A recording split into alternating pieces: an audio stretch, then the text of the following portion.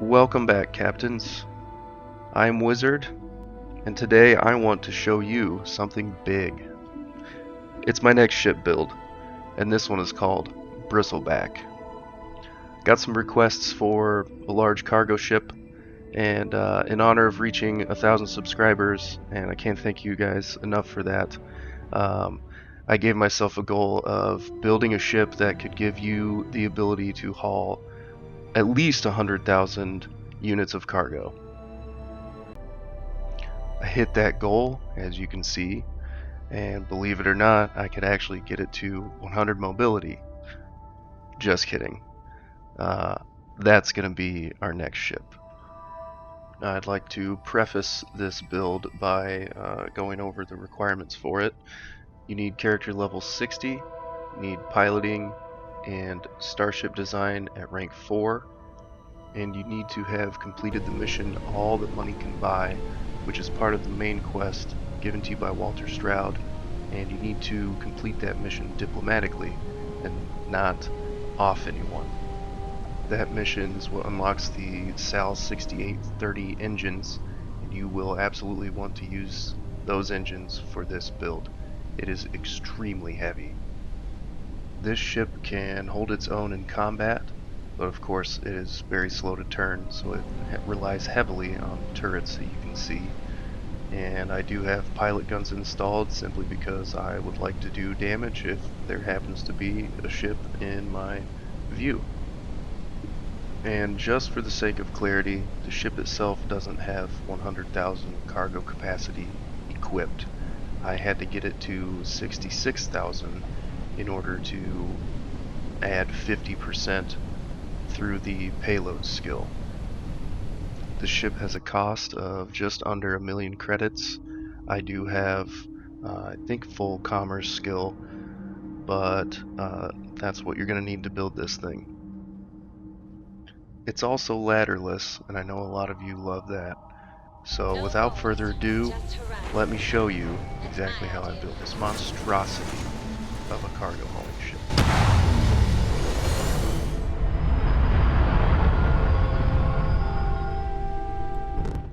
For the Bristleback, we are going to start at the Deimos Star Yard. I chose to go with the Deimos Bridge that you can only get in this location, and so that's why we are going to start our build here. Welcome to Deimos. Say hi to our friend Nico. Deimos is here to turn you into a tricked-out fighting machine. Crimson Fleet, beware. Right away. Now, for this build, I decided to start with the Kepler R. One of the only parts we're going to keep from this ship are the landers that are on the outsides. Otherwise, most of this is going to get deleted throughout the build. But here again, we are just going to grab the bridge primarily. We are going to go ahead and get a 3x1 also, just because it's here, and we can use that to get the bridge attached to this ship. And because of the game's module limit, I knew something that I was going to need to do is use cargo units in place of anywhere that I needed to use structural fillers like mid-bracers. Get rid of all these cargo units that come on the Kepler. We're not going to use them. They simply wouldn't allow us to reach the total cargo that the units that we choose to use would be able to. So get rid of all those cargoes, and we're going to grab our 3x1, and this is going to be the Deimos Living Quarters 3x1 unit. You'll see in the interior walkthrough, this one has a pretty nice layout, and I thought it looked good on the inside. So then we need the Ares Bridge. We can attach that to the 3x1 for now, and now all we need to do is get back to nominal in our flight check so that we can exit the builder. So I'm going to use these Galleon S204s, and I'm using these because, as far as I know, they're the highest capacity cargo units that we have. So I knew that by using these, I would be able to minimize the amount of cargo modules that the ship needed to reach the goal of allowing you to carry 100,000 units of cargo.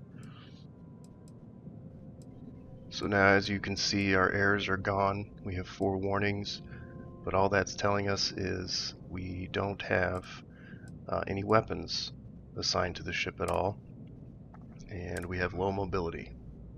We're not worried about mobility for this build. We're going to end up with 0, and we're going to be off to our next location. The next place that we need to go is a short jump away over to New Homestead on Titan.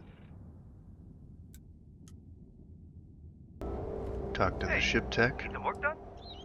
Okay, no and problem. the main reason that we're here is for 2 parts. We need 19 Nova landers, and we need the Nova 2x2 living quarters.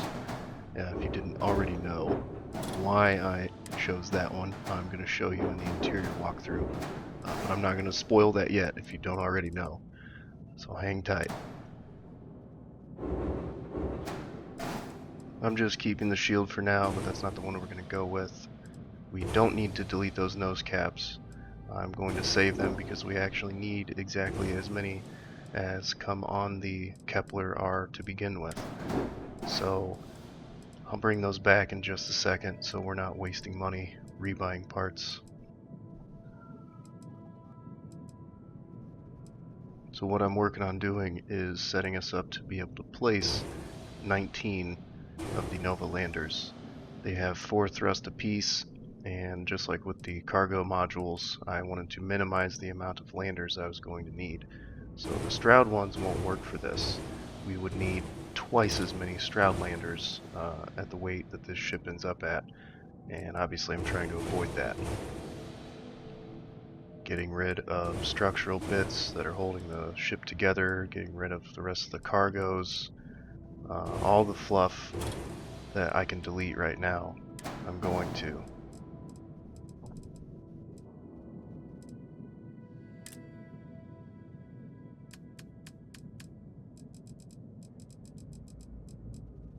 So grabbing our S204s again, gonna start placing these so that we can put landers on. The Nova ones don't have attachment points at the front and rear, only at the sides and the top. So keeping that in mind, that's why I'm laying out these cargo units for us. I can also attach the landers to the bottom of those Stroud caps, so I'm just moving the bottom ones out of the way for now to make sure we've got space for all these landers.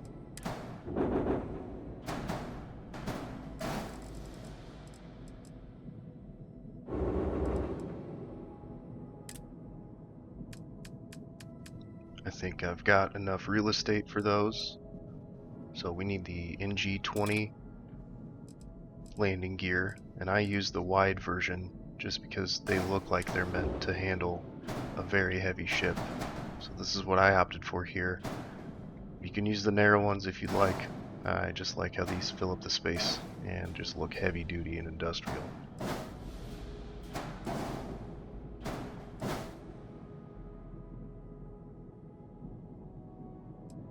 To save a little bit of time, I'm going to duplicate as many of these as I can in chunks, so we're not going one at a time, but we are going to count these after I place them and double check that we've got all 19 that we need.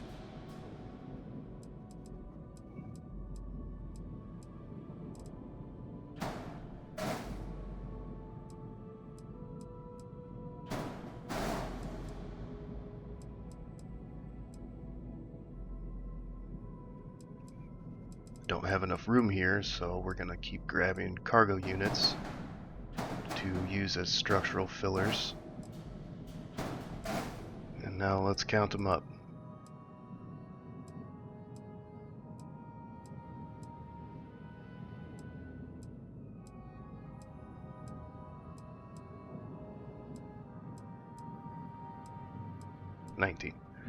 And we're going to keep the landers that came on the Kepler R, but those are available at Hopetown on the planet Polvo in the Valo system. So if you're building this from another ship, you can grab those from Hopetown. So now, since we're here, I'm going to just get rid of that engine. We're not going to use these, and kind of bring some of the parts down so I can get rid of a couple more things We are going to use a different docker than the slim docker eventually. It's a Deimos one, and it is one of the things that allows the interior of the ship to end up being ladderless. So just get rid of this stuff. You don't need the structural things. The windows we're not going to have enough module space for, and so we just don't need those. Now, I mentioned the 2x2 living quarters, so we're going to get those now and replace that Stroud 2x2 that I just pulled out of there. Get rid of that guy and put this in its place. The 2x2 Nova living quarters. And that's what we need here. So let's get to our next location. From New Homestead, we're going to go to the Stroud Eklund Star Yard for our engines and our other core components. Is Havershaw hiding? Nope. If he's not at either of his desks, he's behind that plant in the corner of the cubicle area. Everybody's been letting me know about that from the Basilisk build, How can I help? and I won't forget. So we've got all our landers, but we need to replace our engines, our grav drive, our reactor, and our fuel tanks. Get rid of your engines, get rid of your grav drive, and your reactor, and get rid of these fuel tanks.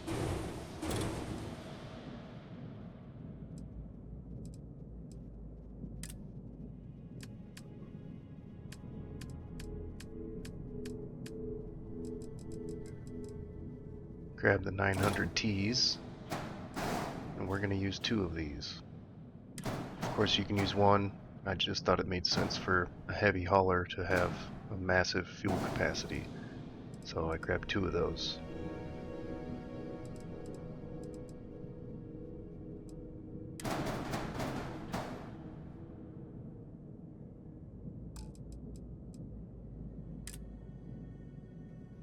Now on to the engines.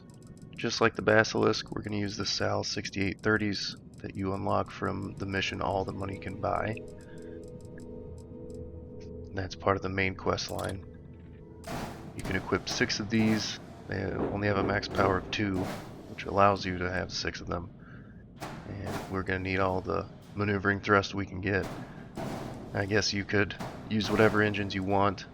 Obviously, we're going to be at 0 mobility either way, because these would be the most likely engines to give you 100 mobility, as we found out in the Basilisk optimization testing that I did. Pinch 8Z reactor, throw it right there for now, and we need our grav drive.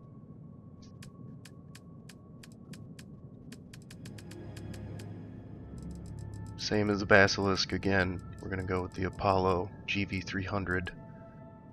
It's a little bit lighter than the J52, but it has the same grav jump thrust, and that is the stat that dictates your light year jump range. So the more you can get on that for a heavier ship, the better off you are.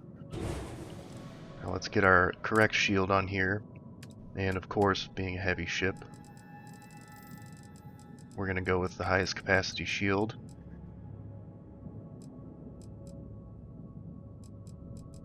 The Assurance SG 1800.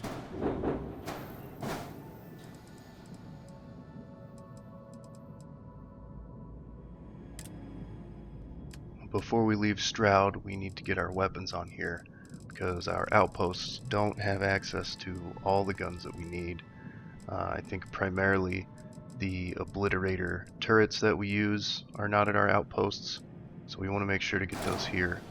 But while I'm here, Havershaw's got everything else I need, so I might as well get them all on. The PBO 300 turrets are great. I can't remember the numbers now, but they have a pretty good DPS, not as good as the obliterators, but these are your next best choice for particle beam turrets. And if you didn't know, the particle beams have the highest range for any non-missile weapon modules that you can have. I feel like they can do much more reliable damage because there's no chance for them to miss if you're on target versus missiles which are not 100%. Put 4 of the PBOs on and then grab your obliterators. You can see they have a max power of 4, so we can only put 3 of these on our ship since we are not modded at all. This is all vanilla.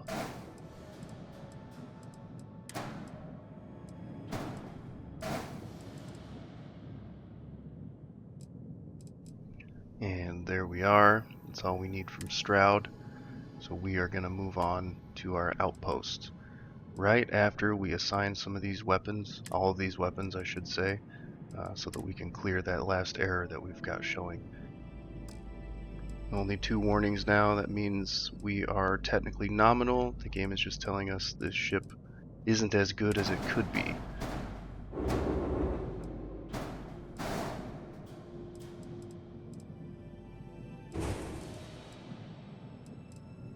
And we are finished at Stroud. Let's move on to our outpost and get this thing finished up.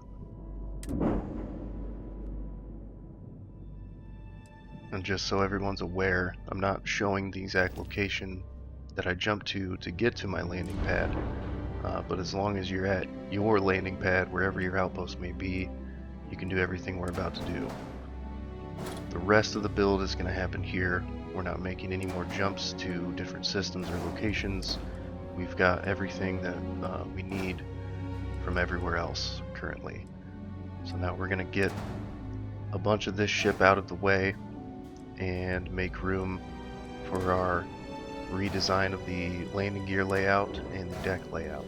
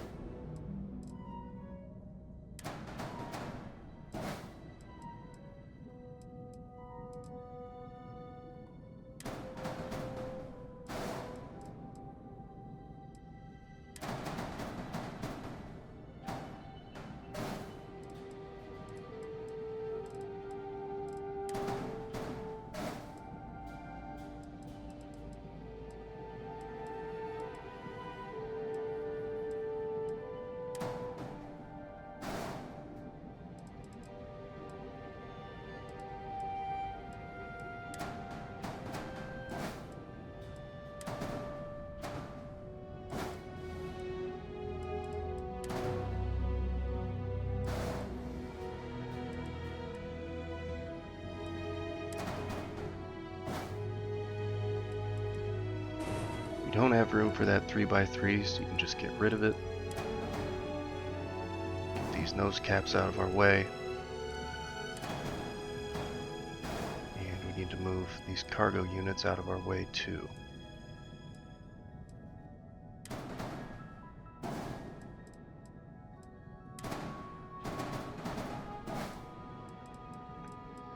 We don't use any Stroud habs, so you can get rid of that one. These can be moved. Well, that one needs to be moved out of the way, and that's where our 3x3 Deimos hab that we got is going to go.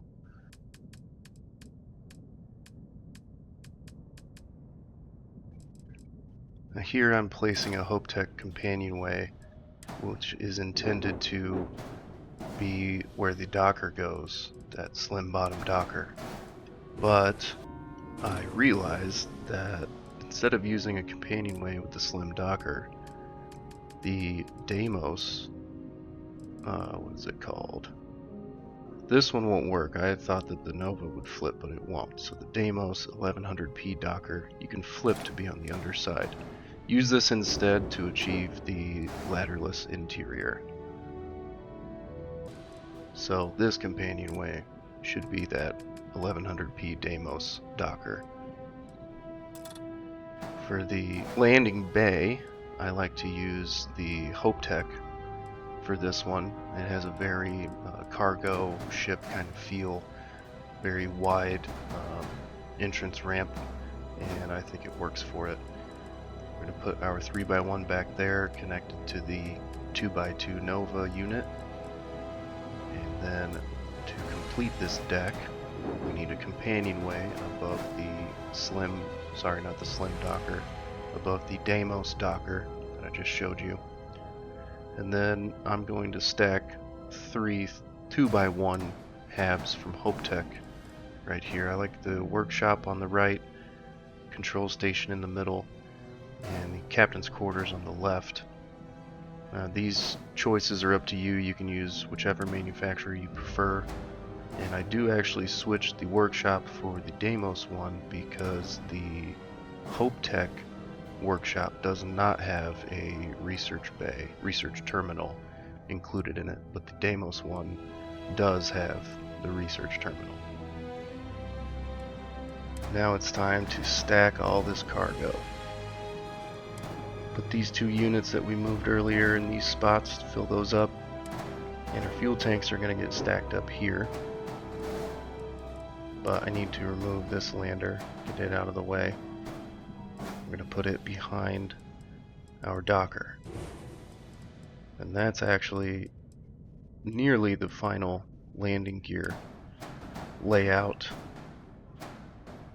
And put the other one there. That was where the old landing bay was at from the Kepler. So now this is where our landing gear needs to go under the fuselage. And the last 4 that we have hanging out are going to go underneath the engines. So let's put our first fuel tank down here. It's going to go right there in that void. And we need to stack up some cargo to get the rest of our parts attached. Go ahead and put your final pieces of landing gear back here on the back of the ship. And the engines are going to go kind of pretty much on top of those guys. So we'll stack up these 2 cargo units. They go here, and these 2 as well on the opposing side.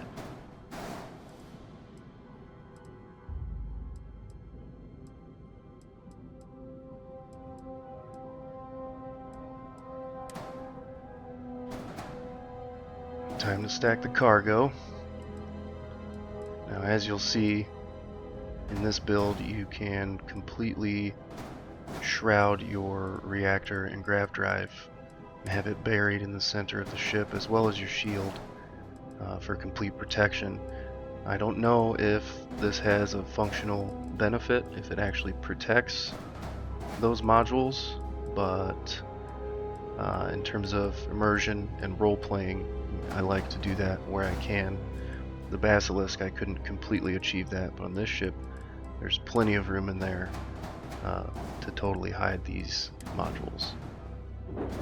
Reactor and grav drive, and your second fuel tank right here on the back. So that's our stack of core components, and we need to copy all of these cargo units and make another layer. And don't ask me to count all these, I haven't done that. And now we just need to copy 2 more to get us to 66,000 capacity. And again, with the payload skill at rank 4, that increases your cargo capacity by 50%. So half of 66,000 is 33, and being a little bit over 66,000 gives us that last little bit of capacity to get us over 100,000 total cargo with payloads rank 4.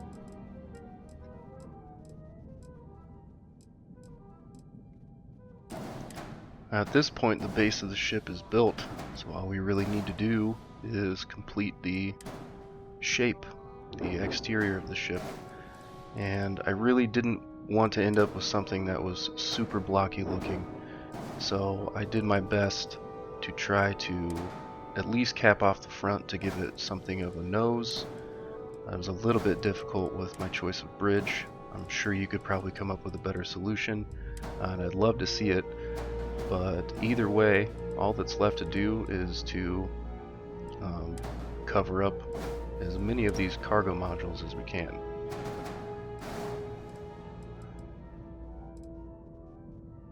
And we can highlight these engines, attach them to the cargos.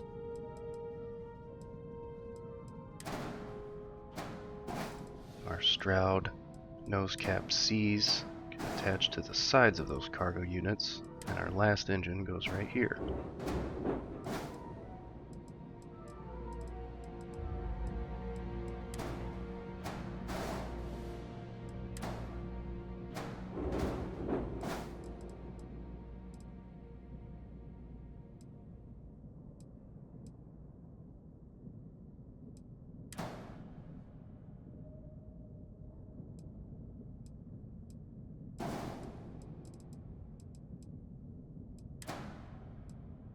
Now, if you didn't know, when you're placing turrets, you can rotate them depending on which orientation you have the turrets in.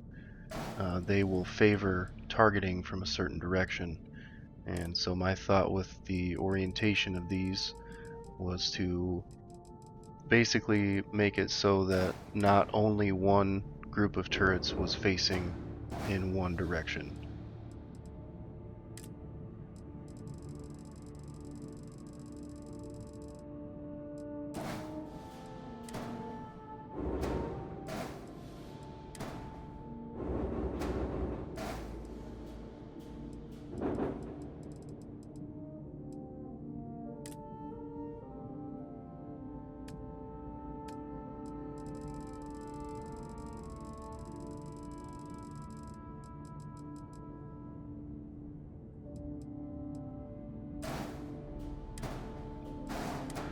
Now let's finish up the rest of the structural finishing elements. This wound up getting changed due to weapon hardpoint locations. I like having them kind of evenly spread out, and putting these here this way didn't let me do that. I'll fix it in just a minute. But up here you can grab the 3x1 Stroud cowlings to close off the top. And as you'll see when I place these weapons, it doesn't work out great for distribution. Of course, you can keep it like this if you want. I think that stripe that you can get down the sides of those Stroud cowlings is pretty cool. You can do some interesting things with paint with those, but I wound up changing it. It's just my own personal preference.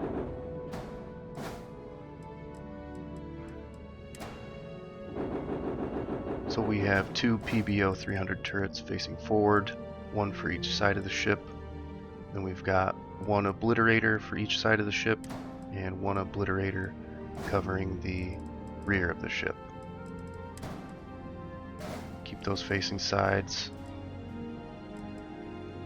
And we test this configuration, or at least the one that I change it to in just a second, in the last part of this video. And surprisingly enough, this ship doesn't do terribly. And we need a Stroud nose cowling up here, and we need one at the rear.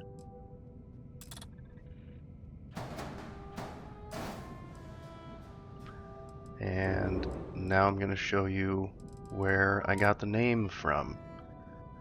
I've always liked the Hope Tech radiators. I just think they look cool, but so far, before I built this ship, I hadn't found a use for them, but I think they look awesome up here. They make it look like there's a lot of energy and heat being generated in the core of this ship, and it's got to dissipate it that way. That's also part of the reason I used that Nova radiator at the rear. And now I'm going to show you how I more evenly spaced the weapon placement on the top of the ship. You're going to move your single Stroud cowling to the front of the 3-unit long cowling, and then move the obliterators to the more forward point, attachment point on the top here. And to me, this seems like a better layout.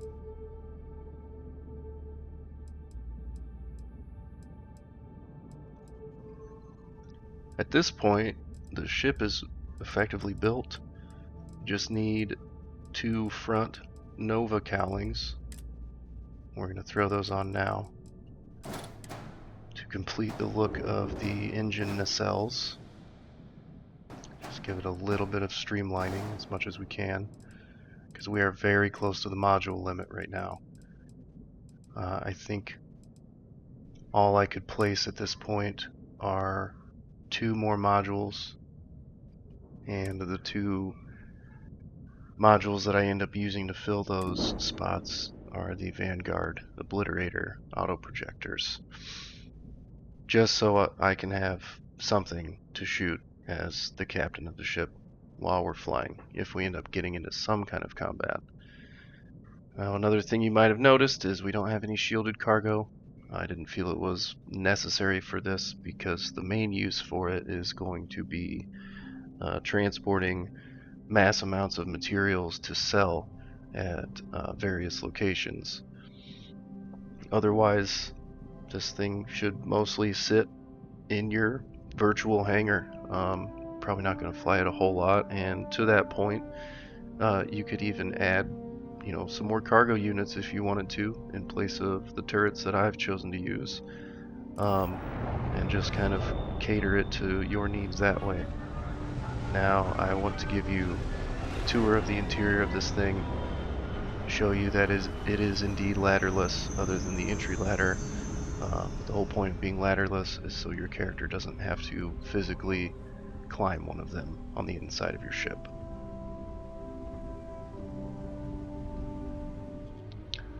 Upon entering, you are greeted with the battle stations, and first thing we notice is we've got our docker hatch right in the bottom. You move into the Nova 2x2, and that is why I wanted to use this unit.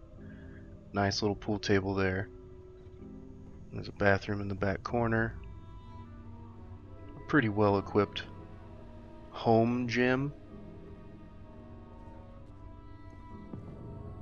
Here's the 3x1 Deimos living quarters module. I dig the little seating areas and tables, and there's only 2 beds in the ship for the crew. They'll be fine, they sleep in shifts. But I love the seats in here and the little tables again, and there's another gym. I guess they really like to get a good pump. So, moving back towards the front of the ship now, back through our companionway. Here's the captain's quarters, and I like the HopeTech one because it's got its own nav table, a big one, and the bed just feels cozy. And this nice little seating area, living room, and a private bathroom in here too, so I dig that. These are the battle stations by HopeTech. And this unit is the Deimos workshop, and I chose this one because it's got the research lab. The Stroud one does as well. In the Stroud one you just get light floors and dark walls, so this choice is up to you. Obviously any of these choices are up to you, really. And now the bridge, and this is the Ares bridge by Deimos, and this ship has an unnecessary amount of nav tables, but hey, redundancy isn't a bad thing. Some jump seats back here, and in this little back room is where you've got your cargo hold, armillary screen, and captain's locker. And there's another little auxiliary room back here, just with some jump seats, no other use really. And that's the interior of the ship. How are you? Before we take off and go provoke some of the Varun in this thing, let's do an overview. Ship's mass is about 17,000. It's got a shield rating of 2880 with Omari Hassan and full shield systems. Got a 17 light year jump range, and of course 100,000 cargo capacity with rank 4 of payloads. I added on the Vanguard Obliterator auto projectors on the bridge there, and you got 10 crew and a reactor with 40 units of power. Pinch 8Z, best repair rate, and highest shield, hull rating you can get in the game. There's the auto projectors, your PBO 300 auto alpha turrets, Obliterator, alpha turrets.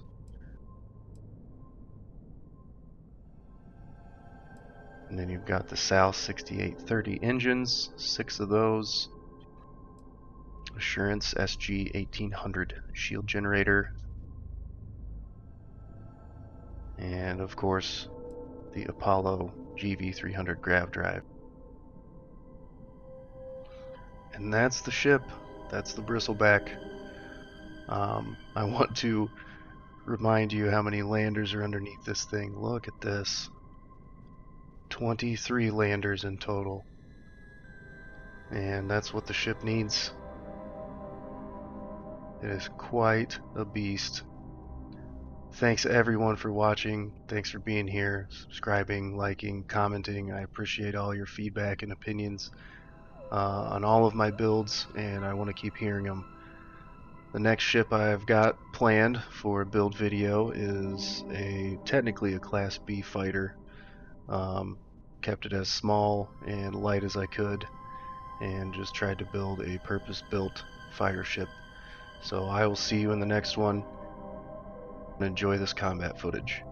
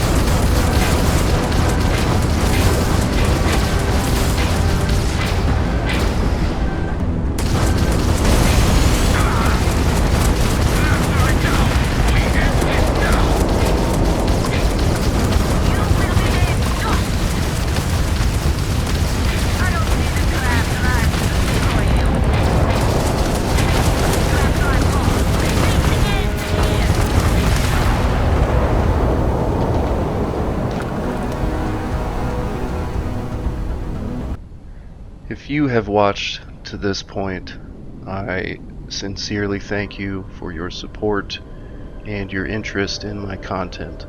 I didn't start this channel with the intent to make money, but as most of you know, you're probably like me and you could use all the income that you can get. With your support, I intend to improve the quality and frequency of my uploads, and I hope to be here for who knows how long, providing you guys with some information and entertainment. Thank you again for watching. Be sure to keep your eye on my channel for the next build and whatever else I can come up with. Cheers and have a great night.